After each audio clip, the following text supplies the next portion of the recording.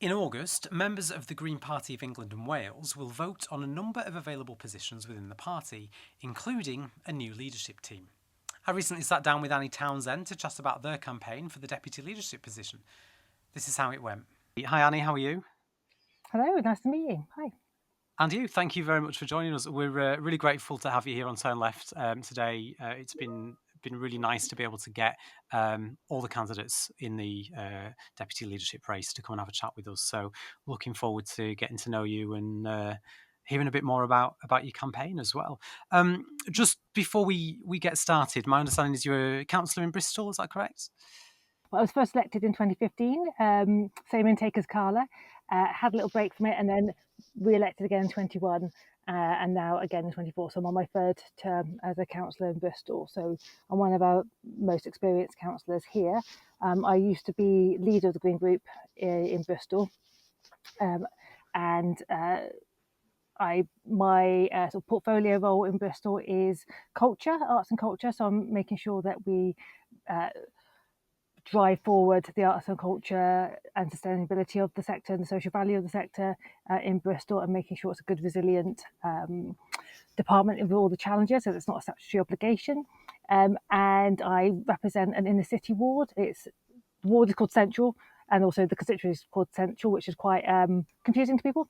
It's an inner city. We've got one of the top bits of deprivation in the entire country with my ward councillor Sibs. And so there's a lot of privilege, but there's a huge amount of deprivation. Anybody who came and helped Team Carla for the general election will have spent time in my ward. It's a fascinating ward. I was our general election candidate for Bristol East, which was the second highest Green vote share, except for the ones that we won in the entire country. There was a terrifying moment actually during the count where they did all of our most strongest wards first, and we thought perhaps actually we might have won a bonus fifth constituency. And I used to be the chair or coordinator of Bristol Green Party as well. Like many of the other candidates, and myself, actually, you've got a background in the creative arts. Mm. You're a costume designer, theatre work. Tell me a bit more about that. Yeah, so I studied theatre design and specialised in costume, and then within costume, I specialised in millinery. That's predominantly what I do. I do costume supervision, which is basically the project management of getting designs from the design stage all the way produced and onto stage. But predominantly, it's millinery that I do for stage and screen. But I do some bespoke things. I work out of got a studio in Bristol, which is green powered and zero waste. And for a long time as well, I've been working to support others in the sector as well through a collaborative kind of cooperative way. And even before it was a cool and fashionable thing to do, using all of the byproducts of my stage and screen work to make more fashion pieces or everyday pieces as well. And I do have a theory that hats are our solution to, well, obviously only solution, but one of our solutions to the climate crisis, because there's no such thing as bad clothing or like bad weather, just bad clothing choices, but you wear a hat to keep cool or hat to keep warm, and it goes a long way for helping us, especially with a heat like this. It's really important to wear a hat. There seems to be a crossover or correlation between creatives and people that get involved in politics, or at least that seems to Mm. be the pattern within the Green Party anyway. Why is that? Do you think? Do you think there's a direct link, or do you think it's just like a big coincidence? No, I think it is a direct link. I think, especially for the Green Party and our type of politics, we look at the world differently, and that's what creative people do. They look at the world differently, and they want to make it better. They want to make it more wonderful. It also tends to be, not always, but on the whole, quite a left wing sector, the creative industries. And you get to spend lots of time with lots of people who are different to your own lived experience, and it gives you a different understanding of the world. And also, the arts are the thing that tells the story as to why the climate emergency is so important to be tackled, and why the social emergency is something that's so important to be tackled. We use theatre, we use art to tell their stories. And so art in its very core is political, and it's actually quite hard to not end up being increasingly political, especially in today's landscape. Um, without kind of then not leaning into it. So I think that's why. Definitely, we seem to get everywhere as creatives. So, cards completely on the table. I am a member of the Green Party. I've Mhm. not yet decided how I'm going to vote in the deputy leadership race. Tell me why I should vote for you. Well, so one of the most experienced candidates out of the deputy candidates, I've been a party member for over 15 years. And I'm on my third term of being elected. I've been, so I've won elections, but I've first passed the post. I've been a very active core member of the Green Party over all of those years, whether or not that's being the actual candidate myself or being a member of the team as coordinator and chair of Bristol Green Party. I was a core member of the team that got Carla elected. I was a core member of Mary Page's campaign, which was our WECA candidacy a couple of months ago, where we came out of nowhere. Nobody expected us to come so close. And there was points where we were predicted to be neck and neck, and there were times in the count where that could have been something we had. I've I used to be the electoral returning officer for the party, so I have worked with all the different special interest groups in the country and the different regional parties, local parties as well, helping to support them. I've taken part in things like Scale Up to Success to help lots of different people across the country at different parts of their journey to be what they want to be and sort of to step up. And that's why I think I've got the experience and the passion and also the demonstrated history of actually doing it and not doing it for my own glory, but doing it because it's what needs to be done. And that's why I think I'd make a really good deputy. Yeah, I mean, you've got quite a lot of experience in different areas of the party as well, which is, I suppose, always really helpful. Sorry, I'm being attacked by a fly. Um, if you are elected as deputy leader, Mhm. obviously that's going to take some time, of yours in terms of time that you're going to have to put into that role. How will you balance being an elected councillor with being the deputy leader of the party? Well, so I've got a portfolio which is arts and culture, but it's not a cabinet role. So it's not to the same level of time commitment as some of the other portfolio roles. And that's partly because I work freelance still, which means I need to still be able to do that as a counsellor. So I'm able to pick and choose my freelance work as you can, because it's always a bit feast or famine anyway. So it means it does kind of, I'm able to juggle lots of things at the same time. I've also got ADHD, which means I really enjoy balancing lots of stuff all at the same time, and it's a particular skill that I have. Obviously, I live in Bristol, that's where I'm based. My partner lives in the Midlands, so I'm quite often in the middle of the country anyway.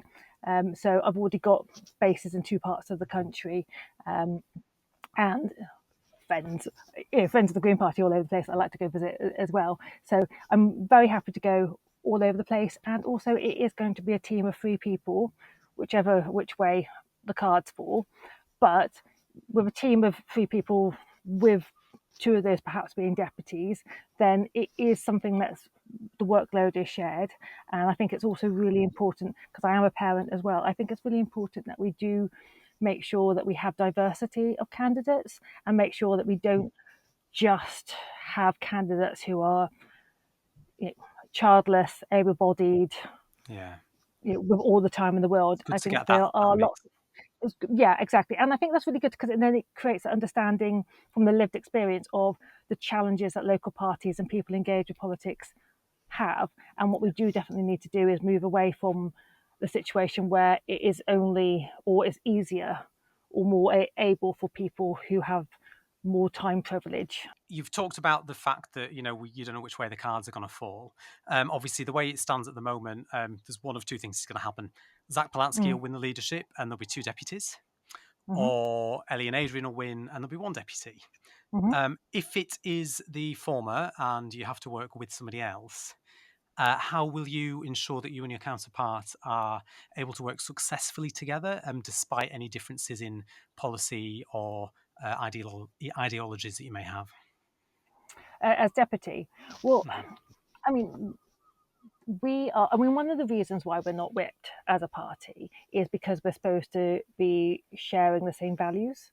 and core principles, which is being collaborative and also sort of signing up to our policies. And even if perhaps we might have little issues or some issues with some of our policies, we are there to represent as spokespeople, and that's as whether or not you're spokespeople with a big S or spokespeople as a councillor or any other kind of profiled member of the party, is to be supporting and vocally pushing our policies, which is what the membership have voted for, regardless of if you have some issues with it. I mean, there's plenty of ways of, if you have a real issue with any of those policies, there are democratic processes to get around that, which people are um, able to use. But I'm lucky enough that, and this is one of the reasons why I joined the party in the first place, is I looked at the policies and went, oh yeah, no, I agree with that. I agree with that. And I agree with most of them. There are like niche bits that I'm not so keen on.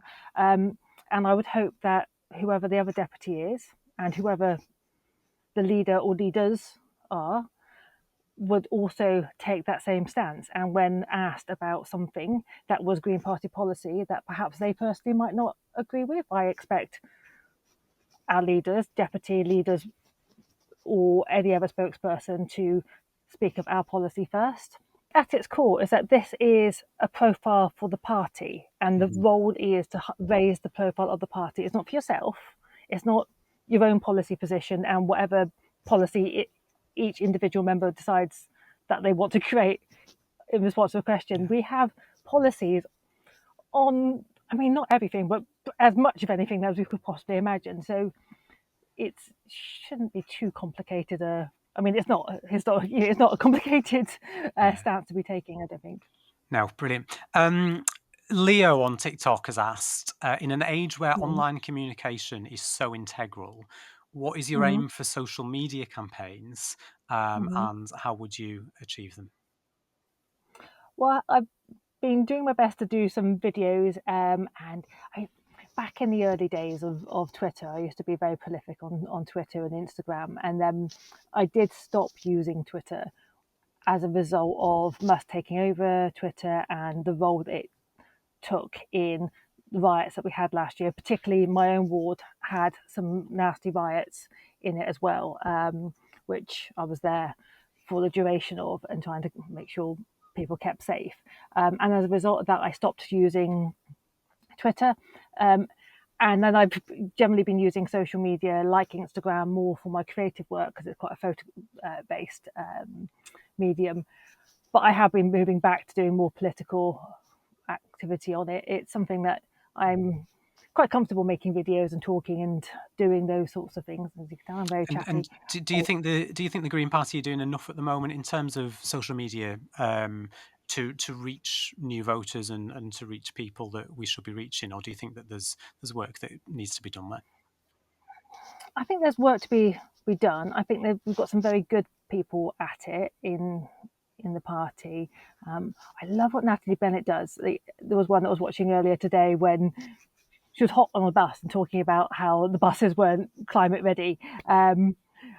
Yeah, unscripted. She's hot. She's on the bus. She's speaking for all of us. That off the cuff way of doing videos is great, and we definitely need to do more of that.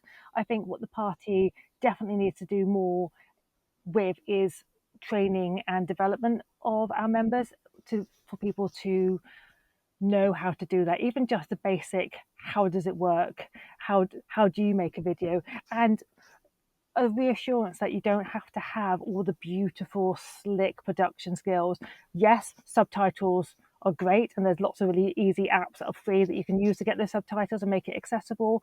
But you don't have to be slick all the time, and it is okay. And actually, it's really good to be hot Mhm. on a bus and talking about the There's climate emergency. there's something really nice almost about, those rough and ready videos, where it's not Mm, it's not scripted, it's not polished, it's not all, glitz and glam. It's literally just mm. Natalie Bennett sweating on a bus. Yeah. I've not seen that one yet, but I can imagine she does it quite well. So yeah, no, brilliant.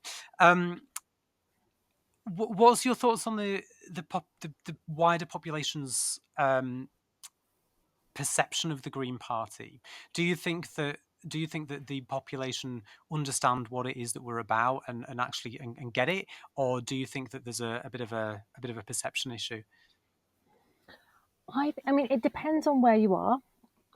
But I think the results that we are increasingly seeing across the country, firstly, that we've moved to a 5-party system, possibly a 6-party, dependent if the other one kind of comes forward or not, hard to know. But people are increasingly willing to vote Green because they see it's what we've had as a challenge has been the idea that we're a wasted vote and there's no point voting. But you know, people now know that if they vote Green, they've got a good chance of getting Green. There is the protest vote part of things, but it still makes it valid and it makes it a valid vote, and people are engaging with that. There are people. So I was in Stafford and Stone helping them with their by-election a few weeks ago, and that has it was a Reform councillor who won in May, lasted a couple of weeks before being fired because obviously. And like it was, yeah, it was quite amusing. Not even the most amusing Reform story, but going round there and talking. And it used to be a Conservative seat, and everybody I spoke to was saying, "Oh well, I voted Reform last time because I wanted to change, but I think I'll vote Green this time because I want a change, or actually the environment's really important," and or a range of other things. But there were lots of people willing to vote Green, and we have just had a massive heat wave.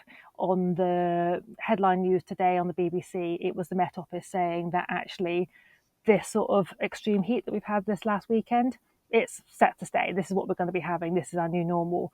And thankfully, that message about the climate emergency is breaking through, and more people get it, and they get it across the spectrum, across the demographics. People understand it because it's here and you can't deny it anymore. So for that part of things, it is cutting through.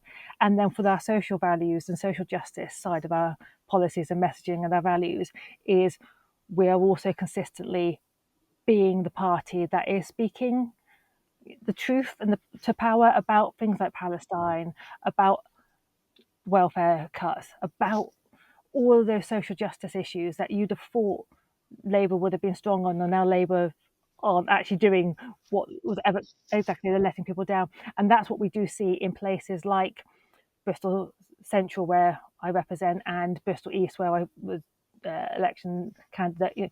That's got a really diverse demographic, a lot of deprivation, huge Muslim population, a really huge international population as well, and they are looking for somewhere and people, a party that represents their values and their rights and are fighting for their rights, and they see that the Green Party are the ones that are doing that. Mm-hmm. And that's not just in Bristol, that is across the country. So I think it is cutting through. Yeah, and I mean, speaking about across the country, so I'm based in the Northwest, and there's a lot of misconceptions that the Green Party are very middle class, Mm-hmm. and are also very, very southern.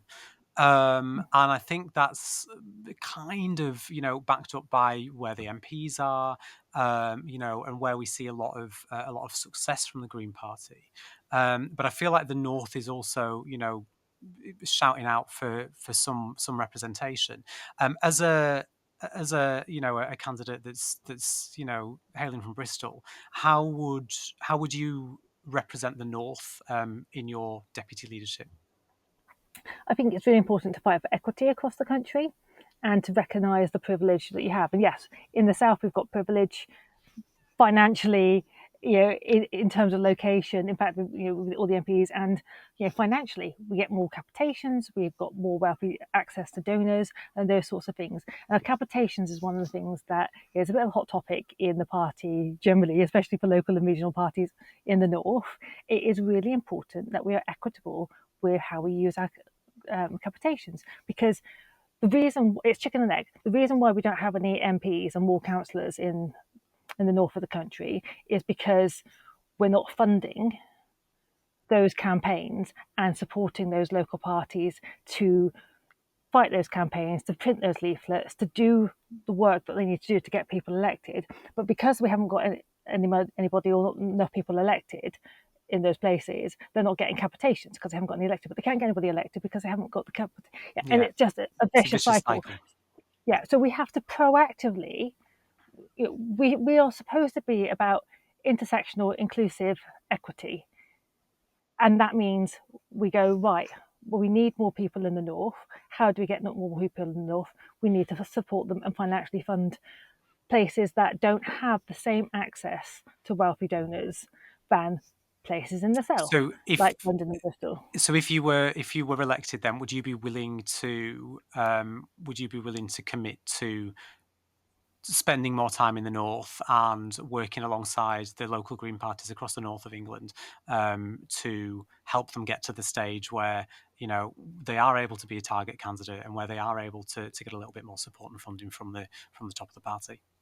Yeah, absolutely. And also because so the deputy gets a vote on GPEX or part of a vote on GPEX, and that's where the decisions about financial decisions get made. And so I would be voting for capitations and more funding and more support for the North.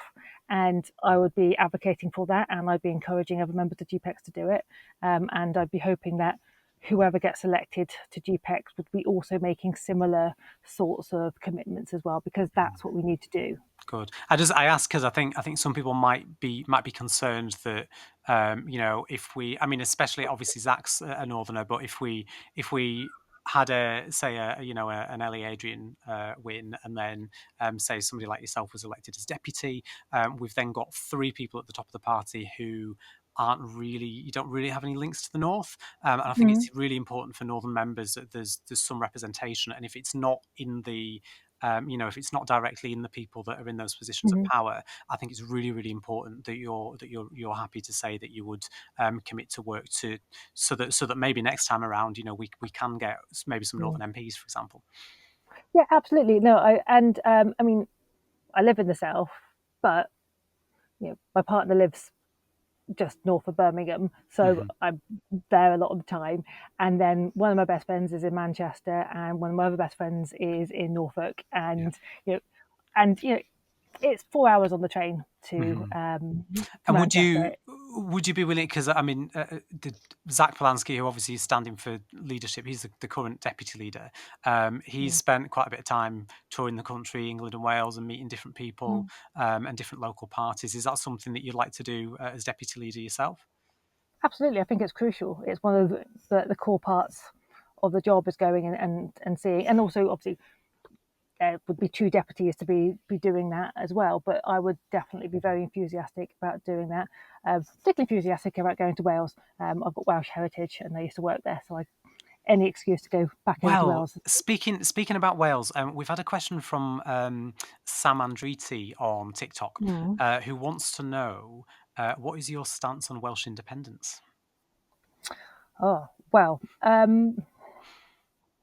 If you have I one, that mean, is, you might not. But it's like whatever the Welsh would like, it's up to them.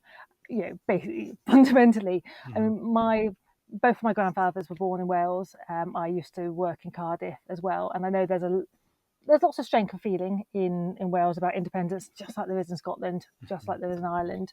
And my stance is whatever if the the people of Welsh Wales want it, want to do it, then then they have it, and I will support them to run for the hills away from England. would you Definitely, support? Would you support a referendum? yeah, definitely, Yeah, yeah. cool. I want to move on to some. I was going to say more topical questions. I think they're all topical, but in April, the current co-leader Adrian Ramsey, who obviously is standing for election with Ellie, he took to Twitter to say that, like the BNP and UKIP, Reform UK will disappear once voters realise what they really stand for. Do you agree with that statement? Unfortunately, I think, like the BNP, which then morphed, which then morphed, which then morphed. Like, those parties haven't actually gone away. They are still there in some kind of guise. It was only in, I've lost track of time, maybe a month ago, that we had UKIP in Bristol, had a far right nasty protest around they tried to get to the cenotaph. They were prevented by the Antifa from getting to the cenotaph.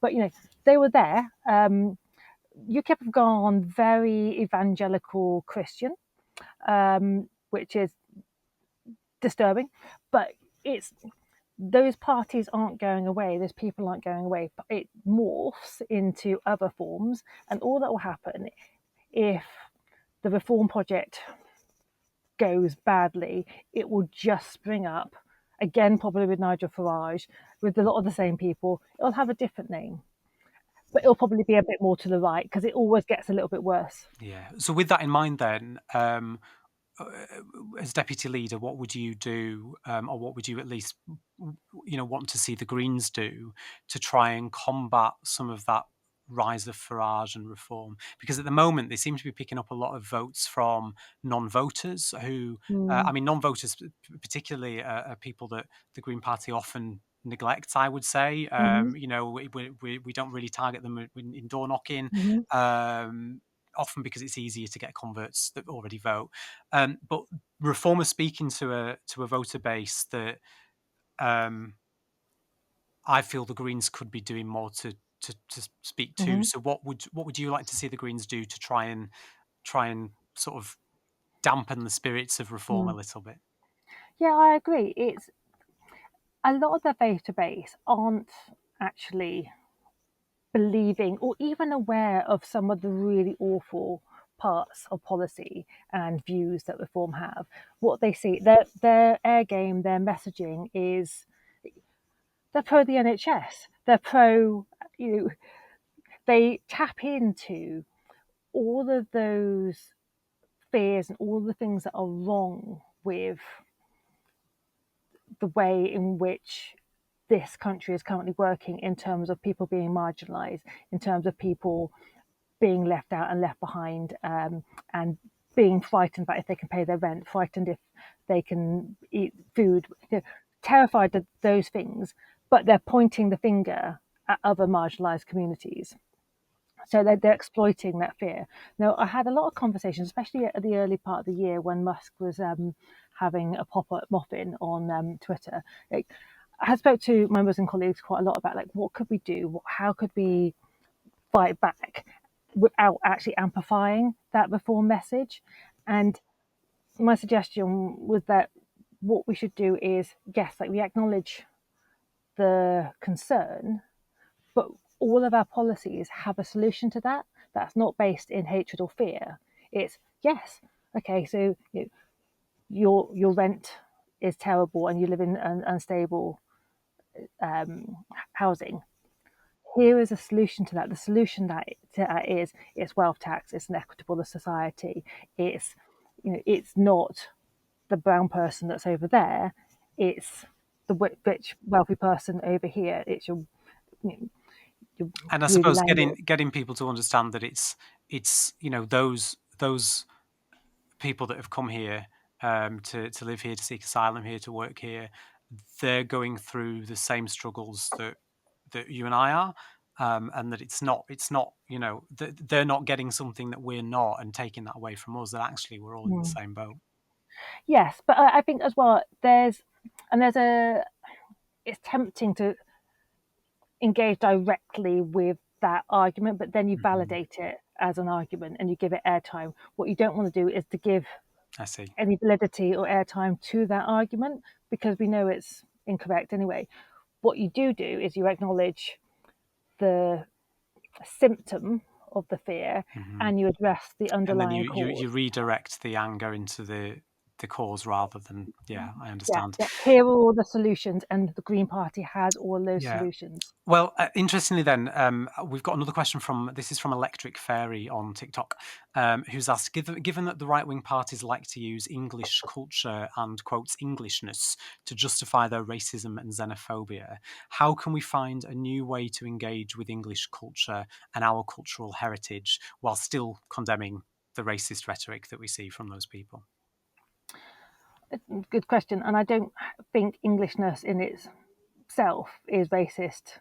Actually, I don't think English culture is xenophobic. Actually, it's there is an exploitation of some of that. But when again, you can say yes.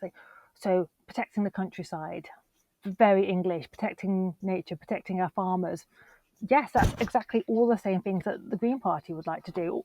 Our policies around sustainable future, protecting nature and wildlife and the farming industry and all those homegrown sustainable industries that are happening here. That's also what we want because it could lower carbon than importing things in. There's lots of ways that we can go, yes, that concern that you've threatened by, we're also concerned about this and these are our solutions. And I think, again, engaging with the idea that being English is in itself, or being proud of being English, is by itself xenophobic. I don't think it's helpful, and it kind of validates and gives more oxygen when we need to that idea. Mm-hmm.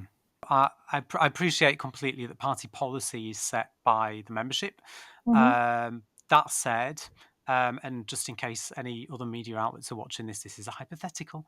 Mm-hmm. If you could change one aspect of Green Party policy, be it get rid of something, be it add something in Mm-hmm. new, be it just tweak a policy, what would it be and why? So actually, if I'm allowed to, one is that our drug policy, as brought along by the Drug Policy Working Group, has a lot of nuance. There was a bit of a convoluted process around creating a manifesto for the general election, where some of the wording around our drug policy was changed. And to the casual observer, it doesn't look like it makes much of a difference, but it does actually change the entire policy. Okay. So I would change back our by it becoming our manifesto, it has then become our policy. So we need to change our policy back to our original policy pre-general election Mhm. last year And to the just one. briefly, what is that change? It changes the bias between criminalisation and non-criminalisation Right. of Okay. it. Yeah, yeah. But and then the other one is it's about population control, and it kind of hooks into population matters as a concept of, we are overpopulating the planet. That is still our policy. It's got an outdated policy. It is actually quite a racist policy, actually, when you drill down and you think about it, because it demonizes people from the global south and the global majority. And also, it's not true that we're overpopulated as a planet. We are just not sharing our resources, because the majority of our resources and wealth are held by a tiny handful of people. So demonizing the global south for the privilege of a tiny few is not a policy that we should be holding. An account called Autistic Amber or Jaffa Orange on TikTok has asked. Mm-hmm. There's lots of let me just hang on. Yeah, so there's lots of talk at the moment of Jeremy Corbyn and Zara Sultana starting a new movement or party. Mm-hmm. And Amber's concerned that it will split the progressive vote and help Reform UK get in. Um, I I would ask a question that Amber and many other people have asked, which, well, it's actually in two parts. So the first part of it is, if this new party becomes a thing, and I appreciate at the moment there's still lots of talk about what it may or may not look like. Would you be willing, as deputy leader, to consider coalitions or electoral pacts, or at the very least engaging in conversation to discuss what a relationship between the two parties may look like? But also, what do you think it says about the current Green Party, well, the way the Green Party is currently, that apparently almost 100,000 people now have signed up in support of Zara Sultana's action network that Mm-hmm. she put out, um, who are clearly people on the left who feel that that gap, on the left in politics in the UK hasn't been filled by the Greens. Mm-hmm. Yeah, I mean, at its core, it's quite frustrating, isn't it? Because I know a lot of Greens are going, but we're here, which is what, when Change UK came along, that's what people were saying. Um, even, but there's lots of different parts of that. So, firstly, like, they don't even have a name yet, and they don't have a constitution, they don't have policies, they don't, all of those sorts of things, or a network, and all those things take a long time to get set up. So it is very hypothetical at this point in time. In politics, you do have to work with other parties. Let's be realistic about it. We're unlikely to get 300 MPs at the next general election. It would be So nice, but it would maybe lovely, but it's quite unlikely. So therefore, if we have more MPs, we will have to work with. Hopefully, we'll get enough MPs to be part of a government that gives us more sway and more voice. But also, we believe in proportional representation. So in our core, we believe as a party that one homogenous party with outright control is not good for democracy. Our current government is demonstrating that, as like it doesn't give good outcomes, and even if you're a member of that majority party, you still don't have a say. So through proportional representation, we'd actually be advocating for a range of parties. And if more parties of the left and no parties of the right would be the dream, but there is no one party that can actually represent the wide swathe of views that exist in the population. And there will always be and there are always going to be lots of people who go, well, I love everything about the Green Party, but I disagree with one random niche but thing. We always have that. do you think there's a failing somewhere from the Greens though, in the fact that so many people on the left seem more excited about a party that doesn't even exist yet than they do about a party that's already there, that's got over 850 councillors, that's got, that's just quadrupled its number of seats in Parliament? I mean, I think it's a very real concern, and we've got 4 years in theory until the next general election to do something about it. And what this does demonstrate is that, okay, yes, we've got 4 more MPs now, and we've got lots of councillors, but we aren't cutting through. And I think there is more that we could do. And I think this particular election of leadership has actually come at a very good time for the party, because this is our chance to choose our direction. Do we want to keep on doing what we've been doing, which has gone us so far, but it's not enough?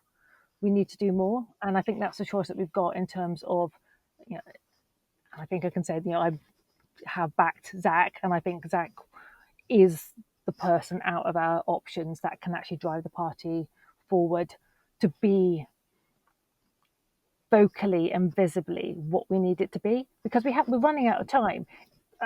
General election cycle and other parties aside, we are the only party that is going to put the climate emergency and social justice at our core. And from what there's a very high risk of some other parties. We don't know what their values are. We don't know what the values are. Are they going to actually push down social justice, the various elements and the intersectionality of social justice down in pursuit of the bigger picture? Social justice, for example, are they going to have the climate emergency at their core? I doubt it. The Green Party are the only party that actually combine all of those.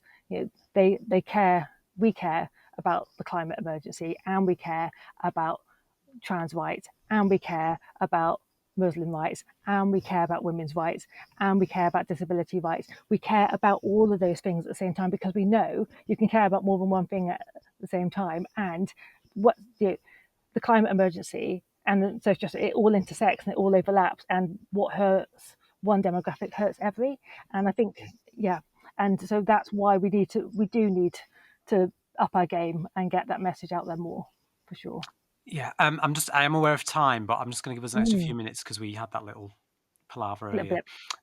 bit. Just looking at Twitter again. So, a greenist in Wallsend has Mm. asked, what plans do you have to return the Green Party activity to the local parties and be a servant to the Green Party of England and Wales rather than a tool of a centralised party? And then in brackets, they've put think globally, act locally.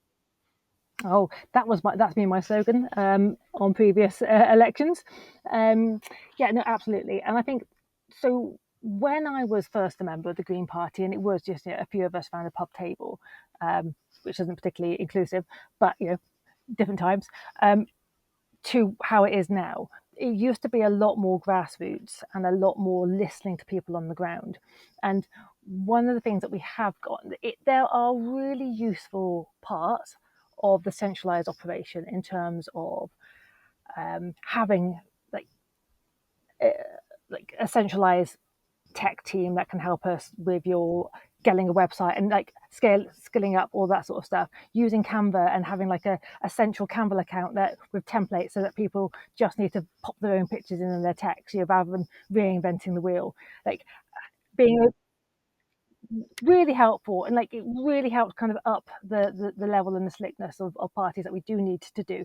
Those things are great from a centralized point of view, but we also have to listen to each individual local party, like who are their best candidates, how do we support those candidates, how do we make sure that each individual party is supported to their needs, not assumed needs. Think about it in terms of disability. Not everybody's disability, not even the neurodiversity, is the same. I'm autistic, but my autism doesn't express itself in the same way as my best friend's autism, for example. We need different supporting needs. The same for local parties. That's how we should be approaching it, and make that way each local party can ask for the support that they need and get that support that they need. And that's how we grow. And I think that is really important. I think we can use both centralized and localized, and they do come together well, but only if the central party just learns to trust on the ground a little bit more. And I found that myself as chair or coordinator of Bristol Green Party, as like the biggest party in the country, still not as grassroots as we used to be. And I think, and especially when it comes to targeting different wards as well, it was one of the problems with Target to Win. It doesn't take into account localized situations, and it's not responsive, and it's not agile.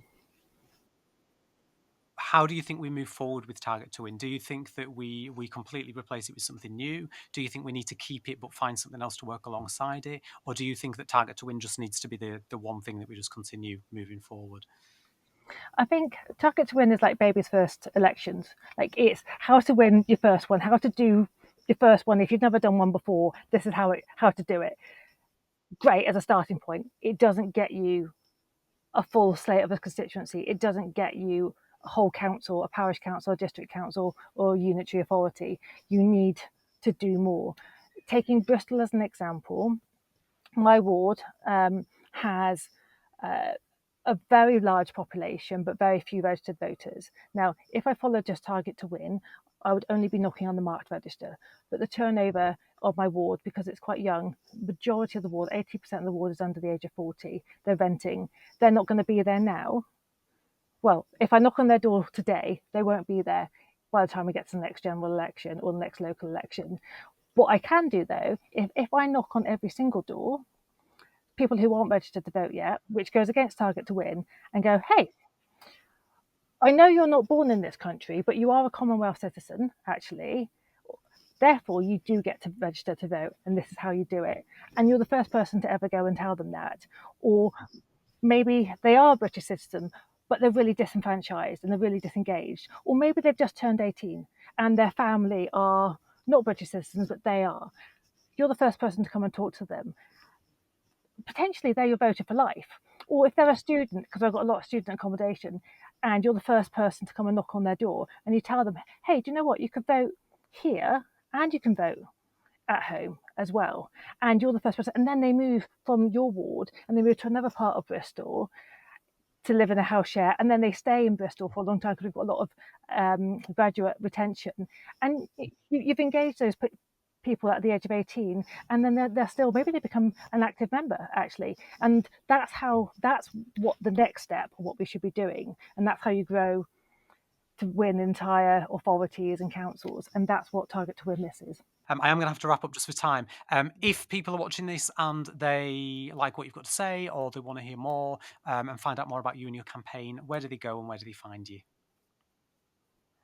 Annie Townsend, ANITOWNSEND.com. I have a website, but also I am on Twitter and everything else as well. But also the other really important thing to say with any of these, especially as they're going out before the end of the month, is that anybody who is a member by the end of July can vote. So end of July is your cutoff, and then you can register to vote. And it's really important actually to get, and if you already are a member, make sure you do vote. And anybody that you do know who is a member, make sure that they vote.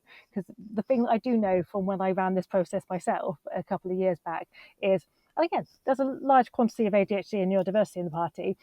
The majority of the members only vote on that first day when the voting opens on the first, nothing in the middle, and then a whole bunch of voting on the last day, and then on the last day, and then like 2 seconds after midnight, a whole bunch of emails that go, I forgot to vote. Like, well, it is too late. So yeah, Yeah, yeah, so and you vote have got all early. month to vote. And Yeah, it's have also one worth month. pointing out. Yeah, it's also worth pointing out on that point as well that it's not only, and I will cover this in other videos, but it's not only the leadership and the deputy leadership roles that Mm-hmm. are up for election. There's roles on GPEX. There's other there's like media roles.